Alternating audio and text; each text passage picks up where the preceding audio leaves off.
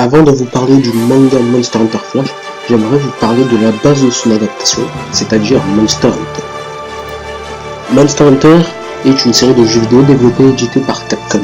La série commence avec le jeu Monster Hunter sur PlayStation 2, où, comme le titre le suggère, le joueur incarne un chasseur dans un environnement fantaisiste, et il complète des quêtes ayant pour but de chasser ou capturer des monstres, et aussi de collecter des minéraux, poissons, petits monstres. La série eut un succès immense dès le premier opus en 2004, et elle s'est adaptée sur toutes les consoles possibles et existantes. Il existe même un MMO Monster Hunter, mais il y a trop peu d'informations dessus et y jouer est quasiment impossible. Contrairement à ce qu'on pourrait penser au premier abord, Monster Hunter n'est pas un jeu bourrin. Il y a vraiment une immense stratégie qui est mise pour vaincre chaque monstre. Des monstres qui sont très originaux et dont les capacités vont à plusieurs reprises vous donner du fil à retordre. Une mission dure en moyenne 30 à 40 minutes, voire 25 si on a plusieurs et qu'on sait s'y faire. Les terrains et les items sont très variés. Chaque item ne marche pas contre le même monstre, donc il faut savoir s'adapter en fonction de la situation. Et parfois, même en ayant les bons items, on peut être dans une merde pas possible, étant donné les capacités du monstre, qui ont souvent des capacités très chiantes, comme pouvoir invoquer d'autres grands monstres. Même si je ne suis qu'au rang chasseur 9 étoiles et que je n'ai pas fini toutes les quêtes, je suis néanmoins un très grand fan de la série. Et quand j'ai su qu'il existait une adaptation en manga de Monster Hunter, j'étais un peu anxieux. Je me suis dit, est-ce qu'ils ont réussi à prendre tous les points positifs de Monster Hunter et les adapter en manga?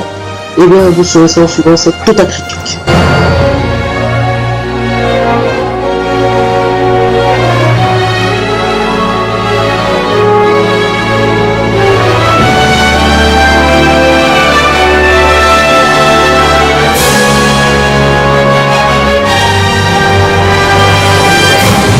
Monster Hunter Flash est un manga dessiné par Shin Yamamoto et scénarisé par Keiichi Ikami, tiré du roman Monster Hunter Senku no Karyoru.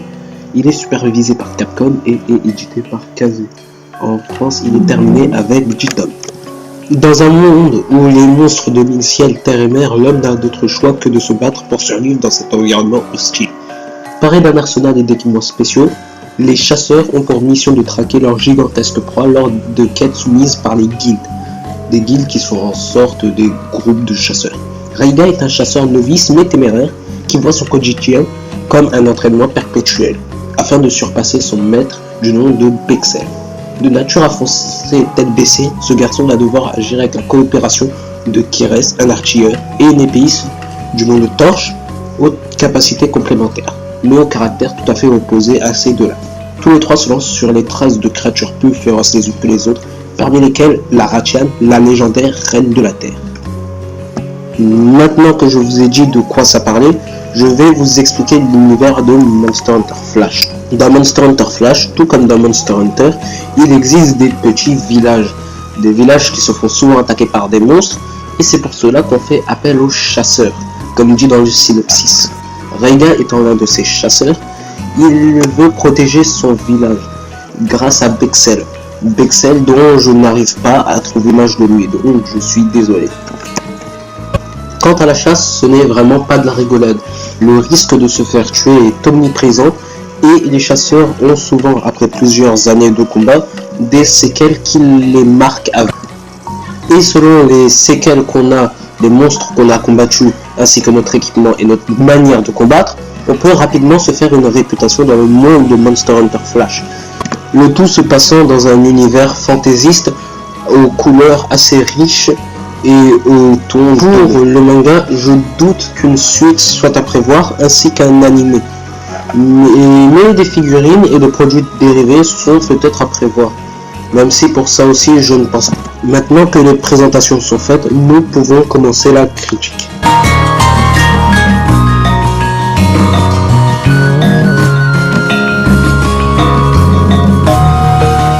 Je vais le dire dès le début pour pouvoir argumenter, c'est juste parfait.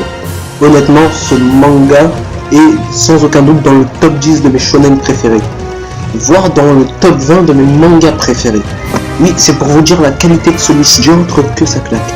Admirez-moi ces graphismes et Monster Hunter en Flash. On y ressent vraiment toute la patte de Monster Hunter dans cet univers. Le fort, franchement, regardez tous les équipements, les visages, les regards. Tout me fait penser à du Monster Hunter. Et pour cela, je dis chapeau à l'auteur. Car ce n'est vraiment pas facile d'adapter un jeu vidéo comme Monster Hunter en manga, surtout que les adaptations de jeux vidéo en manga sont en général de gros bides. Là, pour le coup, l'auteur a su faire le taf. L'ambiance, quant à elle, est parfaitement gérée. Dès les premières pages, on nous fait comprendre que la chasse n'est pas un jeu d'enfant et qu'on risque de mourir tout instant. Et franchement, rien qu'avec les 10 premières pages, j'étais déjà rentré à fond dans l'histoire. Et ça, pour un manga, c'est quand même assez rare, je tiens à vous préciser.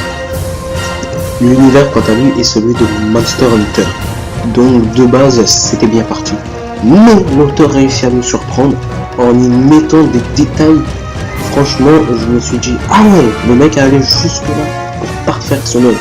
Je vous donne un exemple tout simple. Torch utilise son épée de la main gauche.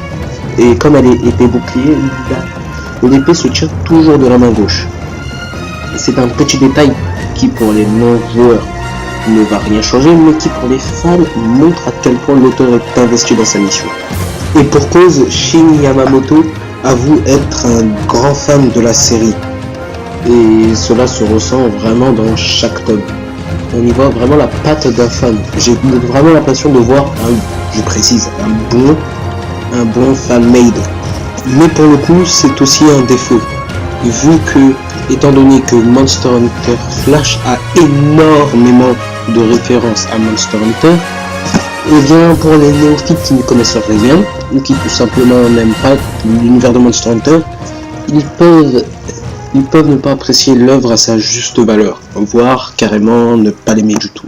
Par contre, petit coup de gueule contre ce que je disais un tout petit peu en arrière, je disais que la chasse n'était pas un truc de rigolo et qu'on pouvait mourir à tout instant, ce qui est totalement vrai. Mais le problème dans Monster Hunter Flash, ce n'est que suggéré et dit très rarement. On ne voit jamais, enfin pas à ma connaissance, de personnages souffrant de douleur suite à un monstre. On a toujours une petite phrase genre un personnage qui a une cicatrice, un autre qui souffre un peu, mais voilà, rien de bien méchant. Et j'aurais adoré que ce soit un truc vraiment trash et nerveux. Même si je sais que le manga, étant donné que c'est un shonen, ne pourra jamais montrer des choses comme ça. C'est un petit bémol, mais ce n'est pas grave. Pour les personnages, là où l'auteur aurait pu se contenter d'héros simplistes et d'une narration très classique, l'auteur nous prend totalement à contre-pied en nous inventant des personnages pas très originaux, certes, mais très attachants et d'une équipe très bien rodée. Je pense notamment à Kires ainsi que Dexter. Mais pour ces deux-là, je ne vais pas vous spoiler car comme vous savez, je déteste spoil. Et je pense que vous spoiler ne changera pas trop votre vision de l'œuvre, donc pour le coup c'est totalement inutile. Les personnages sont tous utiles au récit. Même ceux que l'on pense secondaires, voire figurants, sont utiles au récit. Car tout simplement, ils nous donnent une dimension autre de la chasse. Et cela, il fallait y penser. Ah oui, je réfléchis moi quand je lis un manga. Même si on pourrait reprocher au personnage de Reiga d'être un peu trop Eren-like. C'est-à-dire que je déteste totalement Eren Yeager de l'attaque des titans. Sérieusement, je ne peux pas supporter ce personnage. Quant au personnage de Torche, franchement, même si j'avoue que c'est celle que je préfère la moins de tout le manga, enfin du groupe, je dois avouer qu'elle est assez attachante et du coup j'ai assez mal à noter objectivement ce personnage. Donc je suis vraiment désolé et je vous invite plus à réfléchir sur ce personnage là que je n'ai le personnage pas ajouté.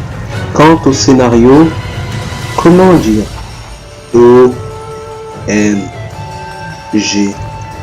ça claque la race de sa grand-mère la chienne. Et oui, mais laisse-moi t'expliquer pourquoi le scénario est aussi génial et qu'il vaut largement les 3/4, voire plus des shonen actuels. Le nom sur le marché du manga en France et aussi au Japon. Tout d'abord, comme je l'ai souligné en début de vidéo, les 10 premières pages. Honnêtement, comptez-les et vous allez voir que vous êtes directement dans l'ambiance. Franchement, c'est l'intro est juste, je n'ai pas d'adjectif qualificatif suffisamment puissant pour exprimer à quel point l'intro m'avait déjà hypé comme un malade. Ensuite vint les combats. Et franchement, les combats, sérieusement quoi. Vous voulez trouver des défauts à ces combats? Bonne chance, vous allez chercher. Les combats mêlent stratégie et action d'une manière assez brillante. Bon, les puristes me diront que le jeu vidéo faisait déjà ça, mais avouez que transmettre ça dans un manga, ça n'a rien à voir. Et puis imaginez une seule seconde Monster Hunter Flash en animé.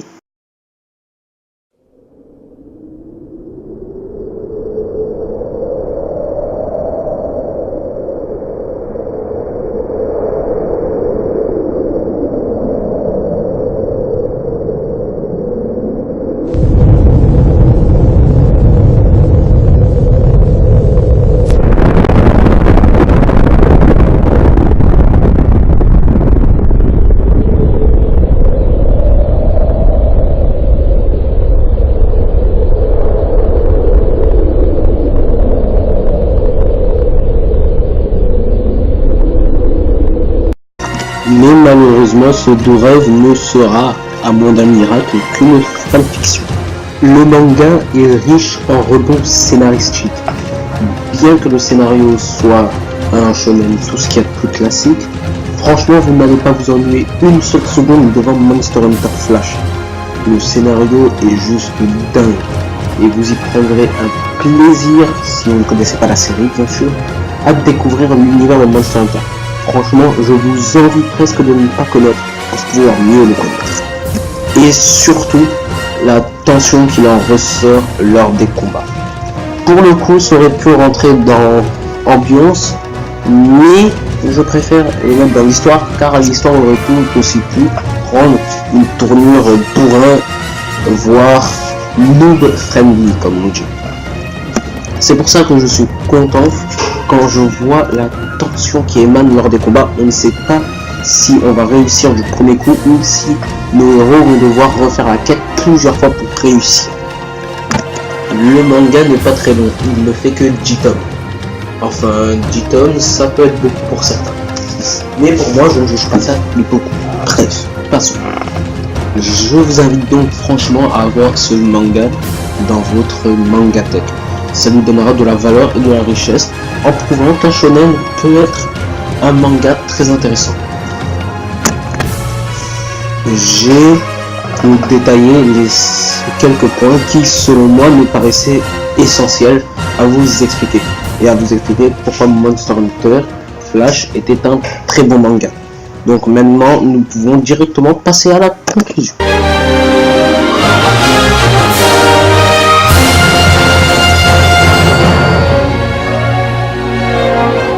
Comme dit en tout début de critique, je trouve Monster Hunter parfait.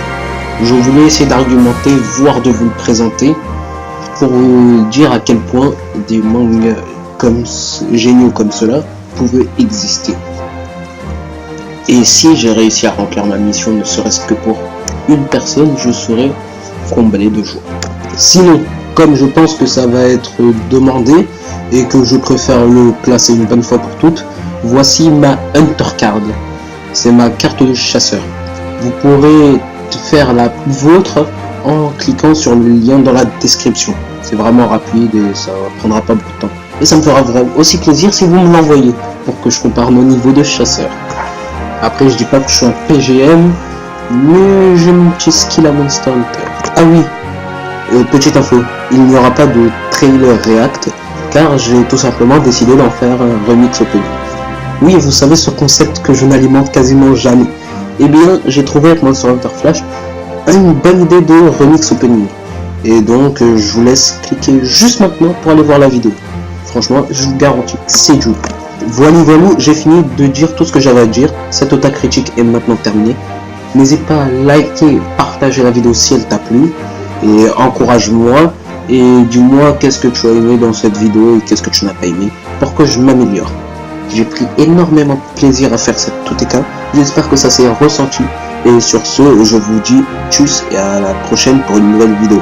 Jana les otaku.